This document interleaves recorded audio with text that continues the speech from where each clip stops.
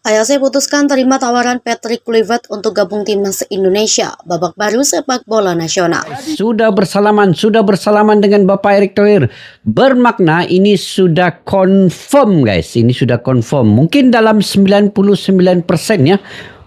Dunia sepak bola Indonesia kembali dikejutkan dengan kabar menggembirakan. Pemain muda berbakat berdarah Indonesia-Jepang, Rico Ayase, akhirnya memutuskan untuk menerima tawaran Patrick Kluivert, Direktur Teknik PSSI, untuk bergabung dengan tim nasional Indonesia. Keputusan ini menjadi tonggak sejarah penting dalam perjalanan sepak bola tanah air dan menunjukkan ambisi besar Indonesia untuk bersaing di level internasional. Peran Patrick Kluivert dalam keputusan Ayase. Patrick Kluivert, mantan striker legendaris asal Belanda yang kini menjabat sebagai Direktur Teknik PSSI, memainkan peran kunci dalam membujuk Rico Ayase untuk membela timnas Indonesia. Kluivert yang ditunjuk untuk mereformasi sistem sepak bola Indonesia, melihat potensi besar dalam diri Ayase sebagai pemain muda yang mampu membawa pengaruh besar bagi perkembangan tim.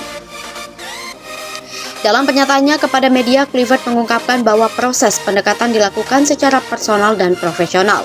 Dukungan keluarga Ayase. Keputusan Ayase untuk menerima tawaran ini tidak diambil dengan mudah. Rico sempat mengalami dilema karena ia juga mendapat tawaran dari Jepang U20 untuk masuk dalam skuad mereka. Namun dorongan dari ayahnya yang berasal dari Indonesia menjadi faktor besar dalam pengambilan keputusan. Sang ibu, Ayase Haruka, yang awalnya ragu, akhirnya memberikan restunya setelah bertemu langsung dengan Patrick Kluivert dan mendengar visi jangka panjang untuk karir putranya. Proses negosiasi yang panjang.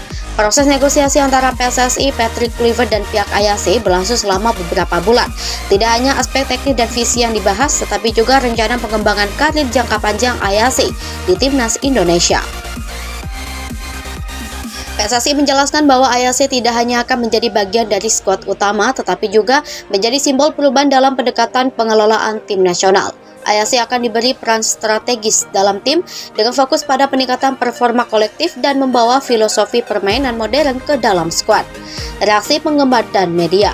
Keputusan Rico Ayase langsung mendapat sorotan besar dari media nasional dan internasional.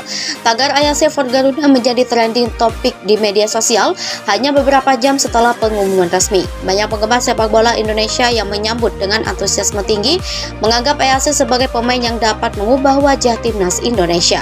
Media Jepang juga turut memberitakan keputusan Ayase, memuji keberanian pemain muda ini untuk memilih jalan karir yang berbeda dari mayoritas pemain Jepang lainnya. Peluang Ayase di timnas Indonesia.